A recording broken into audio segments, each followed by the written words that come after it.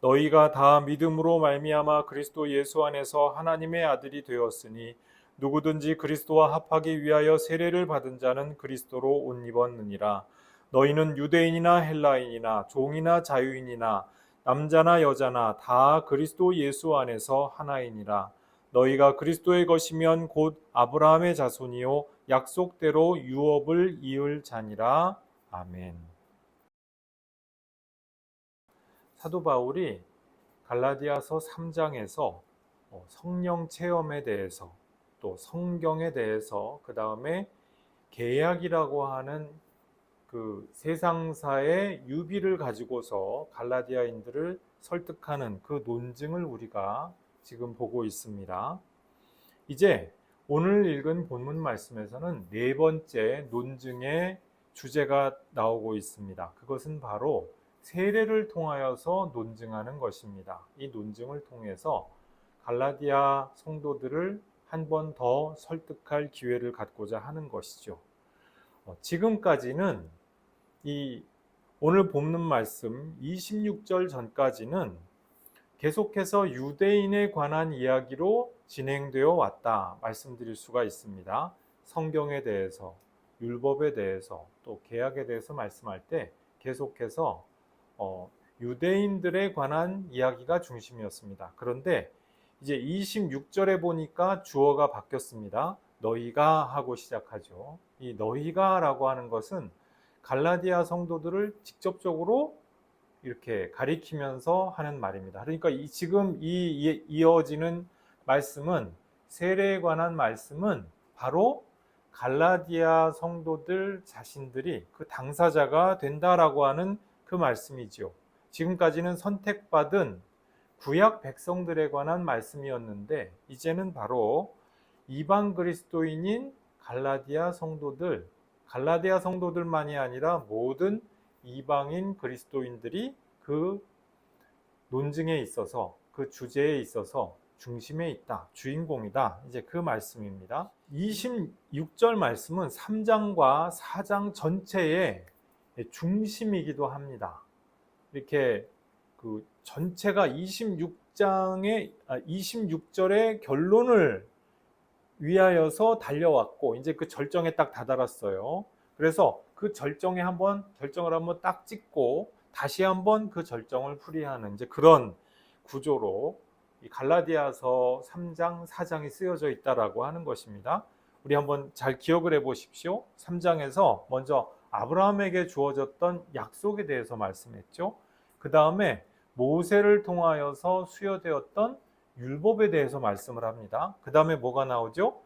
그리스도를 믿는 믿음에 대하여서 말씀을 합니다. 약속, 율법, 믿음의 순서죠. 그리고 나서 바로 나오는 것이 26절의 이 결론이라고 하는 것입니다. 그리고 이제 26절 이후에서 쭉 이어지는 그 흐름이 어떻게 되느냐? 성령의 믿음이 나온다는 거예요. 그러니까 앞에서는 그리스도의 믿음이었는데 성령을 믿는 그 믿음, 성령을 통하여서 주시는 그 믿음에 대해서 말씀을 한다는 것이죠. 그 다음에 율법이 4장 8절 이하에 보면 또 나옵니다. 그래서 율법이란 무엇이냐, 그 본질에 대해서 언급을 한 다음에 그리고 나서 또다시 아까는 아브라함이 나왔었는데 이제는 아브라함의 배우자 되시는 사라에게 주어졌던 그 약속이 또 언급이 됩니다. 그렇게 해서 3장과 4장의 논증 전체가 이렇게 마무리되는 것을 볼 수가 있어요. 그러니까 우리 이것은 두괄식, 중괄식, 미괄식 세 가지 방법으로 우리가 글을 쓰는 방법이 있잖아요. 근데 지금 사도 바울이 여기서 3장과 4장을 어떻게 쓰고 있습니까? 결론이 어디에 나오죠? 두괄식이 아니고 미괄식도 아니죠. 중괄식이죠. 중간에 그 결론이 있는, 우리 흔하게 보게 되는 구조는 아닌데 이 중괄식 구조라고 하는 거예요. 그러면서도 또 이 처음과 나중이 함께 이렇게 또 서로 평행을 이루는 수미 쌍관의 구조를 이루고 있다. 이렇게 말씀을 드릴 수가 있습니다. 좀 구조 얘기하니까 복잡하죠. 26절이 아무튼 이렇게 중요한 하나의 이 중심점 역할을 하고 있다라고 하는 것입니다. 근데 이 중심점을 이제 어떻게 해명을 하고 있느냐? 27절에 보니까 세례라고 하는 하나의 사건을 가지고 이 믿음을 언급하고 설명을 하고 있다라고 하는 것이에요. 세례가 믿음이 무엇이냐라고 하는 것을 보여주고 또 설명해 준다라고 하는 것이죠. 이 세례가 무엇입니까? 27절 말씀해 보니까 우선 첫 번째로 그리스도와 합하기 위한 목적이 있는 예시이다. 이렇게 말씀을 하고 있습니다. 세례는요, 우리가 세례가 아무 생각 없이 받을 때가 사실 굉장히 많죠. 뭐 유아 세례를 통해서 받을 때도 있고, 응애하고 있을 때 그냥 세례 받으면서 또 응애해요 하고 이제 하나님의 자녀로서 태어난 거죠. 그런가 하면은 군대에서도 이제 아무 생각이 없죠. 군대에서 뭐 초코파이 준다니까, 혹은 뭐 맥도날드 햄버거나 혹은 뭐 피자를 준다니까 가가지고 또 아무 생각 없이 받습니다. 피자가 좋은 줄 알고, 햄버거가 좋은 줄 알고, 혹은 뭐 케이크 좋은 줄 알고 하면서 응애해요, 또 그 세례를 받죠. 어른이 되면은 다르냐? 어른이 돼서 받을 때에도 뭐가 뭔지 뒤죽박죽 혼돈일 때가 많습니다. 세례가 우리에게 주어지는 정말 중한 예식임에도 우리가 그 의미와 그 중대함을 미처 깨닫지 못하고 그냥 그 엉겁결에 받는 느낌이죠. 또 그것이 어떻게 보면 자연스럽고 정상이라고도 할 수가 있습니다. 이 세례가 그만큼 중요한 거예요. 그만큼 중요한 사건이죠. 근데 어쨌든 그 세례를 받기 위하여서 우리가 세례 문답도 하고 믿음에 관하여서 우리가 필수적으로 알아야 될 것을 마치 그 달리는 말에서 경치를 잠깐 보고 지나가는 것처럼, 마치 고속도로를 차로 잠깐 보고 지나가는 것처럼 휘리릭 몇 마디 이렇게 듣고 세례를 받죠. 세례를 받는데 사실 세례는 그거보다 훨씬 더 심대한 의미가 있는 사건입니다. 그래서 믿음을 어쨌든 그 들은 것을 가지고 우리가 비록 형식적이 될지라도 형식적으로나마 믿음을 고백하면서 세례를 받게 되죠. 이 세례를 이렇게 그리스도를 고백하는 예식을 통하여서 거행하는 이유가 무엇이냐? 그리스도와 연합하기 위해서다라고 하는 것입니다. 그것을 하나님과 사람들 앞에서, 교우들 앞에서, 또 천사들 앞에서 천사들 앞에서 선포하고자 하는 하나의 객관적인 사건이 된다라고 하는 것입니다. 요한일서 5장 6절 이하에 보면은요, 성령과 물과 피가 하나로서 증언하신다 했어요. 이 증언하시는 사건이 무엇이냐? 우선 그 증언하는 증언의 사건 자체는 세례를 가리킵니다. 그런데 증언하는 대상이 무엇이죠? 그것은 바로 예수님이라는 것입니다. 사실은 객관적인 증언의 대상은 예수님이고, 그 예수님을 증언하기 위하여서 존재하는 사건, 그것은 세례다 이 말씀이죠. 이 세례라고 하는 예식이 왜 중요하느냐? 그냥 우리가 믿음을 우리 주관적인 어떤 정서나 그 표현이라고 생각하기가 쉽습니다. 혹은 내 어떤 주관적인 의견이라고 생각하기도 쉽지요. 근데 그것이 아니라는 거예요. 그리스도 안으로, 내가 그리스도 안에 포함된, 그리스도와 연합된 사람이 되기 위하여서 이 세례라고 하는 그 통과 의례를 거쳐야, 객관적으로 거쳐야 내가 비로소 그리스도 안에 거하게 된다라고 하는 것을 성경은 약속을 하고 있어요. 그래서 세례를 거친 사람들은 어떻게 되느냐? 교회, 하나님의 몸, 그리스도의 몸이 되시는 교회 안에, 이 교회의 상호주관적인 그 관계 가운데로 들어가게 됩니다. 우리가 서로, 우리 한 사람 한 사람이 다 주관 아닙니까? 한 사람 한 사람이 다 철학적으로 표현을 하면은 주관성이라고 할 수 있는데, 우리가 한 사람이 혼자 유아독존하는 게 아니죠. 교회 안에서 믿음과 믿음이 만나면서 상호 주관성을 이루어 나가는 것이 교회입니다. 어느 한 사람이 쥐고 흔드는 것이 아니라, 목사가 다 하는 것이 아니라 집사, 장로, 권사, 또 여러 직분자들, 봉사자들이 다 함께 믿음을 합쳐서, 그 모든 실천을 합쳐서 이루어 나가고 일구어 나가는 것이 교회다, 이 말입니다. 목사는 혼자서 막 이렇게 앞에서 설교를 하는데 막 나물라라 하고 그냥 꾸벅꾸벅 존다든지, 그럼 이제 함께 세워나가는 것이 아니죠. 네. 세우는 자가 아니라 해치는 자가 되는 것이죠. 또 함께 평화롭게 평화와 질서를 읽어가면서 예배를 드려야 되는데, 예배의 장소가 예배의 장소가 아니라 자기들의 자랑하는 장소고, 그 막 싸우는 장소고, 그럼 그게 함께 그 상호 주관성을 이루어 나가는 장소입니까? 아니죠. 내 주관성을 관철하는 장소가 되어버리는 것이죠. 잘못된 것이죠. 그러니까 교회에 그리스도에 연합한다는 것은 나 혼자 열심히 있어서 나 혼자 잘나서 뭐를 하는 것이 아니라요, 나는 좀 내려놓고 상호 주관적인 교회 공동체의 연합 관계로 들어가는 것입니다. 그냥 교회 공동체 안에서만 잘해보고자 하는 것이 아니라 그리스도에게 연합되는 것이 그 목적이죠. 세례와 또 성만찬 이런 것들의 속성을 일컫는 표현 가운데 사요성이라고 하는 표현이 있습니다. 이것이 긍정적으로도 우리가 이해할 수가 있고 부정적인 의미도 있는데요. 엑스 오페레 오페라터라고 하는 이제 표현으로 우리가 흔히 이야기를 하게 되는데, 이게 긍정적으로 이야기하면 그것입니다. 주관적으로 내가 깨닫지 못했을지라도 이미 주어져 있다는 거예요. 은혜가. 세례 의식을 거행할 때, 또 성찬 예식을 거행할 때 내가 깨닫거나 뭐 감격의 체험을 하지 못했을지라도 성령께서 이미 그 가운데 계셔서 증언하고 계시는 바가 있다.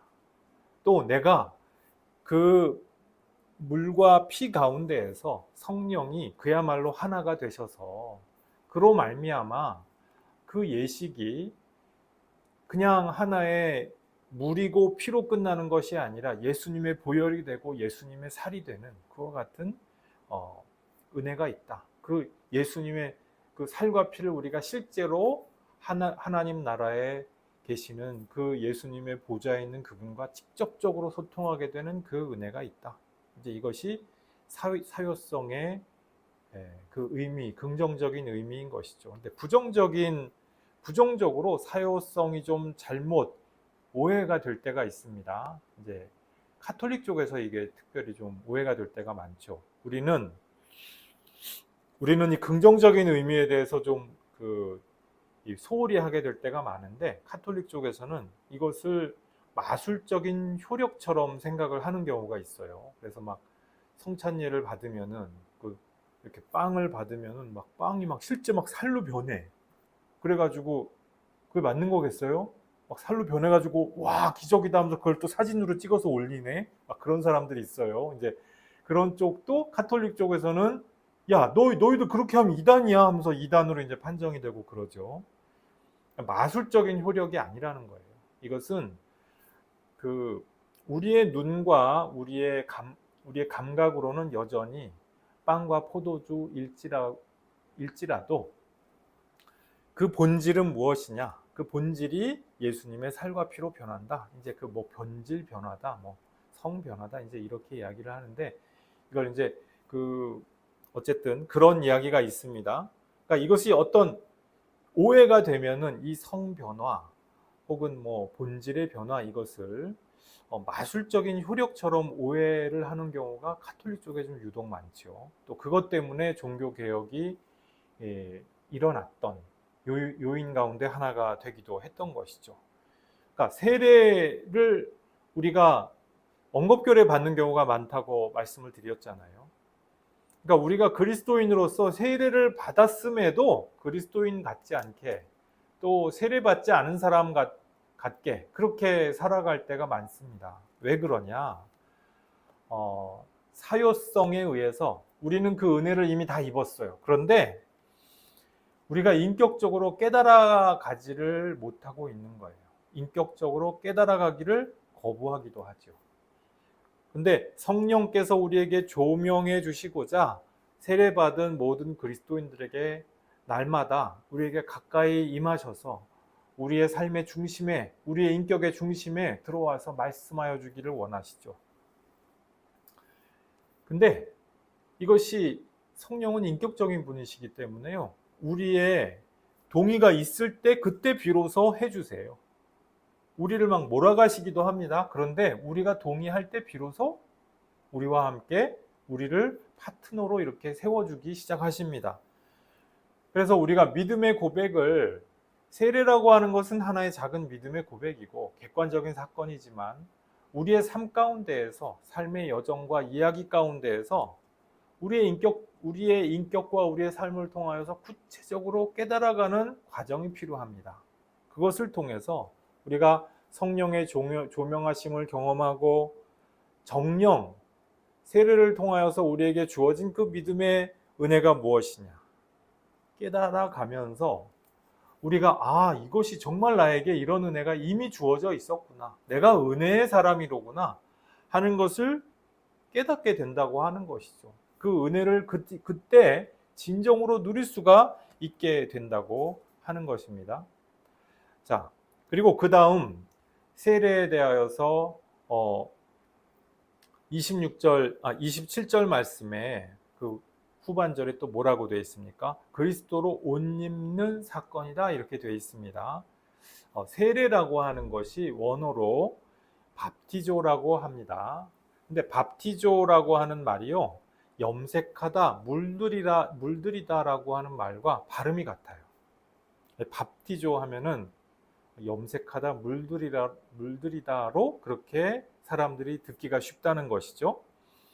세례를 받는다는 것은 무엇이냐? 그냥 물 한 번 이렇게 몇 방울 뿌리고 그걸로 끝이냐? 아니라는 거예요.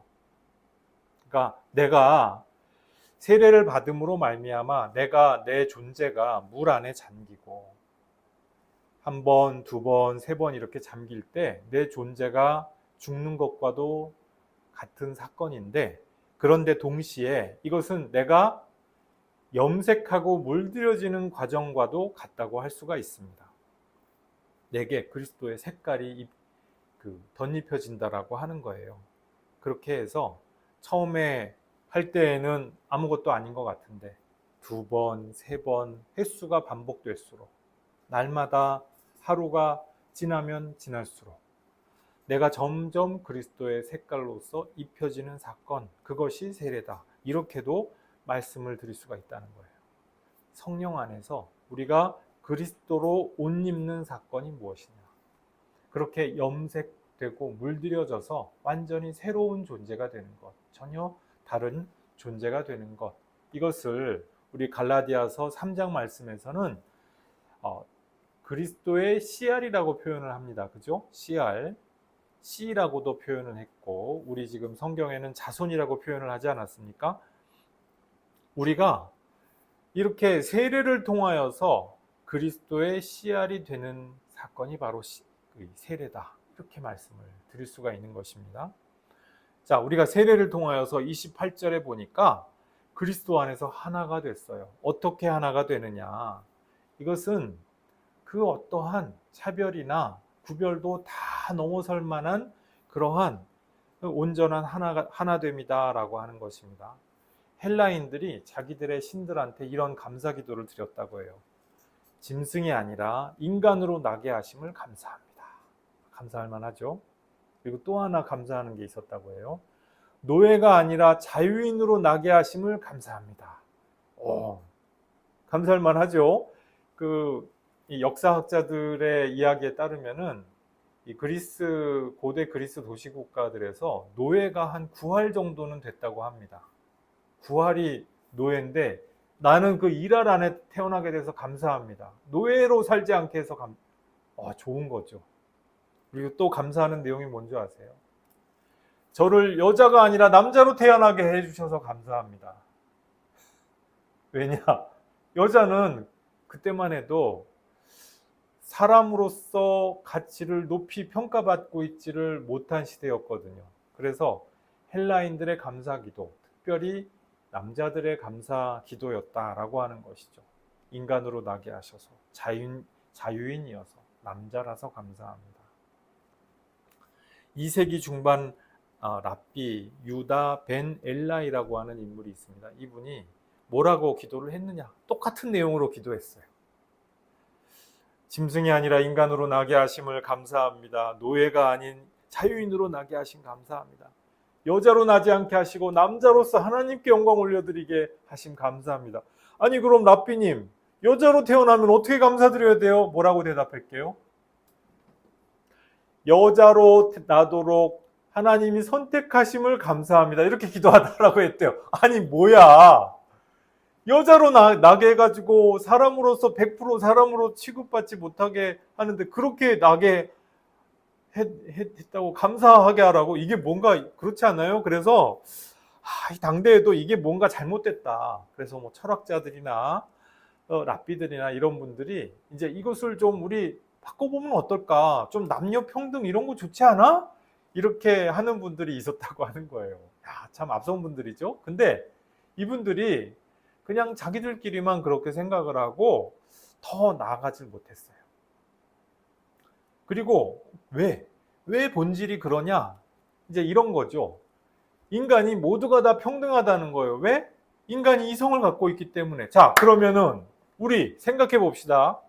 세상에는 똑똑한 사람이 있고 머리 회전이 좀 느린 사람이 있어요. 맞죠? 세상에는 장애가 없는 사람이 있는가 하면 지체 장애인이 있을 수도 있죠. 그럼 어때요? 지체 장애인이나 지능이 좀 낮거나 그러면은 그 사람들은 사람이 아니에요? 어떻습니까? 이거를 헬라 철학자들은 이렇게 생각을 했어요. 인간의 존엄성이 좀 떨어지는 것처럼 뭔가 잘못됐죠. 이건 아닌 거예요. 그 어떠한 사람이라고 할지라도 똑같은 존엄한 인간이죠. 근데 헬라 철학에서는 이거 뭔가 아닌 것 같아 가지고 이제 묘안을 짜내 보다가 이성이다. 네, 우리 바울 선생님이 그 생각을 할 때는 뭐예요? 우리가 하나님 자녀이기 때문에 누구나 다 평등하다는 거예요. 그 어떠한 구분이나 차이에도 불구하고 전부 하나님 앞에서 온전히 차이가 없다라고 그렇게 고백을 하고 있는 것입니다. 우리 오늘 이 본문 말씀 28절 말씀을 원문으로 그 상반절을 원문으로 보면은요 이거예요. 유대인이나 헬라인 같은 것이 없다. 또 노예인이나 자유인 그런 것이 없다. 또 남자나 여자나 그런 것도 없다. 무엇이 없다라는 거예요. 그런 구별이 없다. 그것을 말씀을 하고 있는데 그냥 우리 번역에서는 하나로 다 뭉뚱그려 버렸죠. 그래서 조금 이 본문의 이 강한 뉘앙스가 좀 사라진 것 같은 아쉬움이 있습니다. 그러니까 여기서 말씀하고자 하는 것이 무엇이냐? 차별과 구별이 그냥 없던 걸로 하자 그 말씀이 아니라는 거예요. 이 헬라 철학자들도 좀 오류를 범했고요. 고대 영지주의 이단자들도 이 부분에 대해서 좀 오류를 범했어요. 우리가 남녀 평등할래? 좋죠. 뜻은 좋은데 그 다음에 어떻게 했느냐? 남자는 여자같이 남자는 여자같이 여자는 남자같이 해보자는 거예요. 어떻게 됐겠어요? 남자가 막 여자처럼 하고 여자는 막 이게 막 그 자웅동체, 양성체 이런 것처럼 행동을 하다 보니까 이상해지죠. 여자가 막 남자처럼 막 그 지도자 하는 건 좋은데 여자는 그 여성 특유의 그 강점이 있잖아요. 근데 그런 거 다 내버려 남자처럼 하면 이상하잖아요. 남자도 그렇잖아요. 그래서 차이와 구별을 성급하게 없애버리려고 할 때 이게 문제가 발생한다고 하는 겁니다. 또 뭐 노예를 당장 해방시키자. 로마 시대에 이게 쉽게 되겠어요? 로마가 우리를 해방시켜 달라 하면은 당장에 그냥 그거 얘기가 나오는 족족 다 그냥 탄압하고 다 죽여버리는데 해방시켜 달라. 교회가 그렇게 이야기를 해서 정치운동부터 했어야 맞습니까?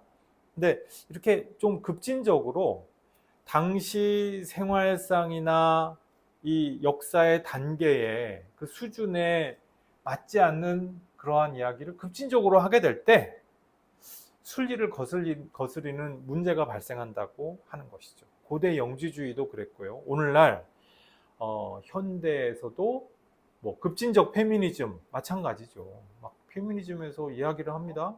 남자들은 다 멸시하고 자기들이 최고라고 하면서 막 우리끼리 연애를 해보자 그러면서 막 그 레즈비언 막 이런 거 운동도 하고 이게 맞을까요? 아니죠. 이거는 약간 좀 정신병에 가까운 잘못된 생각이죠. 동성애, 뭐 페미니즘 비슷한 그런 좀 오류가 있죠. 그래서 프란체스코 교황도 얼마 전에 그런 말씀을 하셨더라고요. 이 정신병과도 같은 현대적인 오류라고. 저도 거기에 100% 동의합니다. 왜, 이 순리에 따라서 하나하나씩 풀어나가고 하나하나 변화돼야 됩니다. 그리고 그럼에도 불구하고 그대로 남아있는 남성과 여성의 본질적인 차이라고 하는 것도 그대로 존중해야 마땅하죠. 이런 것을 하지 않을 때 문제가 많이 생기는데, 그래서 사도 바울이 이 모든 구별과 차이를 넘어서서 평등을 말씀을 함에도 이것을 가지고 급진적인 어떤 운동을 막 우리가 해야 된다 이런 거 말씀하지 않았어요. 우리 한국교회가 처음에 들어왔을 때도요, 막 급진적인 사상부터 먼저 얘기하지 않았어요. 우리 초대교회 때 L자식 예배당이라는 것이 있었습니다. 예배당이 이쪽으로는 남자만 앉아요. 이쪽으로는 여자만 앉아요. 우리 옛날 그 한옥식 한옥 구조를 알잖아요. 그게 한쪽으로 이렇게 하나 짓고 이렇게 하나 져가지고 그 가운데 목사님은 가운데서 설교 이쪽 한번 보고 이쪽 한번 보고 참 그 광경이 생각해 보면 좀 재밌었을 것 같죠.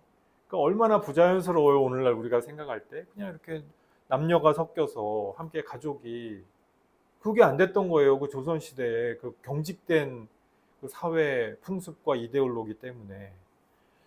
그러니까 교회가 무엇이냐? 교회의 본질은 사회를 개혁은 할 수 있어도 막 급진적인 혁명을 이루자 이거 하는 곳이 아니라는 그 말씀입니다. 더 중요한 것은 본질이죠. 본질이고 그 밑바탕에 있는 진짜 모습인데 이 진짜 모습에 있어서 지금 사도 바울은 그리스도 안에서 어떠한 분단도 차별도 없다라고 하는 거예요. 이 분단과 차별의 극복은요, 어떤 막 굉장한 운동을 통해서 되는 것이 아니라 우리 식탁 자리에서 이루어지는 것입니다. 마치 그 베드로와 바울과 바나바가 이방 그리스도인들과 함께 애찬을 나누었던 것 같은 그러한 작은 화합의 그 사건들로부터 모든 그리스도 안에서 모두가 하나라고 하는 것이 실체가 되는 그 사건이 나타난다라고 하는 것입니다. 세례라고 하는 것이 그래서 하나됨의 성례, 일치의 성례라고 하는 것이죠. 우리가 세례를 받음으로 말미암아 그리스도 안에서 하나가 되었기 때문에 이 안에서 사실은 모든 교파적인 차이도 다 뛰어넘는 것이죠. 뭐 개신교든 정교회든 가톨릭이든 우리가 세례를 받음으로써 그리스도 안에서 한 형제 자매가 된다고 하는 것이에요. 오늘날 특히 이제 우리 한국 가톨릭 쪽이 좀 이 부분에서 굉장히 사고가 좀 경직되어 있습니다. 우리 쪽에서는 성찬이나 세례를 다 이렇게 인정해 주는데 그쪽은 그렇지가 않아요, 보면은. 그래서 뭐 그 사도 계승의 유효성이 의심되기 때문에 인정하지 않기로 한다, 뭐 이런 식으로 생각들을 하시는 것 같아요. 그러니까 근데 사실은 보세요, 성경에서 빌립 집사님이 에디오피아 내시 간다게한테 세례를 베풀죠. 그 세례가 유효합니까? 유효하지 않습니까? 100% 유효하죠. 성령께서 베풀라 하신 그 세례니까. 그렇죠? 세례는 성령께서 함께 하시고 예수의 이름으로 주어질 때 그것은 유효한 세례라 이 말씀입니다. 이제 카톨릭 쪽에서는 이걸 어떻게 해석하느냐? 비상한 상황에서 예외적으로 허용된다. 굉장히 이제 법적인 사고죠. 어쨌든 그렇게 해가지고 좀 그 카톨릭 쪽에서는 여전히 사도 계승이라고 하는 것을 형식적인 계승에 매달리면서 교회의 일치를 좀 저해하는 쪽으로 사고를 하시는데 좀 굉장히 안타깝고 아쉬운 그러한 부분이 있죠. 이 독일 교회 쪽은 그렇지 않습니다. 독일 교회 쪽에서 이 말씀을 하시는 그 논의를 읽어보면은 그쪽에서는 참 논의가 많이 발전되어 있는데 우리 쪽에서는 조금 아직 이게 그렇다는 것입니다. 어쨌든 세례는 일치의 성리이고 무엇의 일치냐, 무엇에 대한 일치냐, 그리스도께 대한 일치라는 것입니다. 간혹 이단 종파 가운데 이런 특정 예수님이 아니라 다른 그 이단 종파를 이단 교주의 이름으로 세례를 받는, 예를 들어서 안상홍 증인회 같은데 그런 데서 세례를 받았어요. 누구의 이름으로? 안상홍의 이름으로. 그 세례는 유효합니까? 유효하지 않습니까? 100% 유효하지 않죠. 우리 일반 교회에서 유효하다고 판정할 수가 없는 이상한 세례죠. 낯선 세례죠. 그래서 이분들은 다시 세례를 받으셔야 됩니다.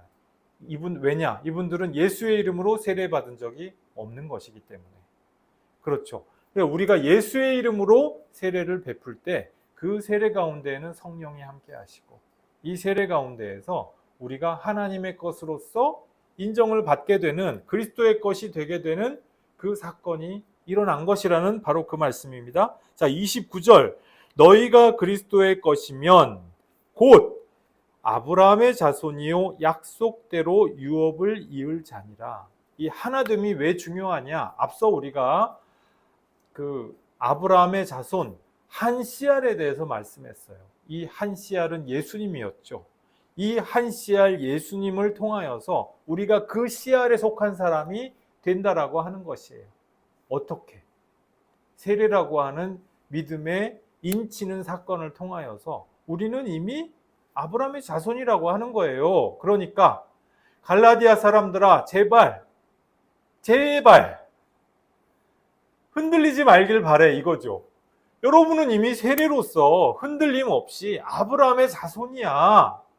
율법을 더 잘 지켜야 할례를 받고 어떤 율법 준수를 더 많이, 무슨 날짜를 더 지키고 그래야만 여러분들이 비로소 아브라함의 자손이 될 수 있는 자격이 주어지는 게 아니야. 제발 흔들리지 말아다오. 이 말씀인 것이에요. 오늘날 우리도 마찬가지죠. 어떤 날짜를 잘 지켜야 주일 성수를 한 번 안 했어. 너 지옥. 이겁니까? 성찬에 참여 안 했어. 너 지옥. 이겁니까? 우리 예수 믿는 게 그런 거예요? 아니라는 말씀입니다. 우리가 예수를 믿음으로 말미암아 세례를 받고 우리가 세례를 받은 그 뜻을 날마다 되새겨가면서 영적으로 성령으로 날마다 세례받는 그와 같은 삶을 살아갈 때 우리는 그리스도와 연합한 자, 교회 공동체의 일원으로서 그리스도와 연합한 바로 그 주인공이 되는 것이다. 이 말씀입니다. 교우 여러분은 이미 그리스도와 합한 자입니다. 이것이 우리의 체험 가운데에서 아직 생생하지 않을 수도 있습니다. 그러나 걱정 마시길 바라요. 이 은혜는 여러분에게 이미 주어져 있는 은혜입니다.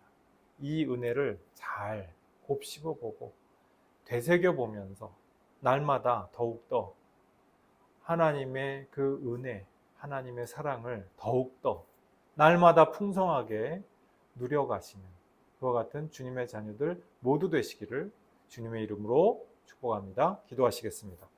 아버지 하나님 감사합니다. 주님께서 우리가 느꼈든지 느끼지 못했든지 우리가 깨닫든지 깨닫지 못했든지 이미 세례라고 하는 사건을 통하여서 은혜를 부어주셨음을 주님 이 시간 생각하여 보았습니다.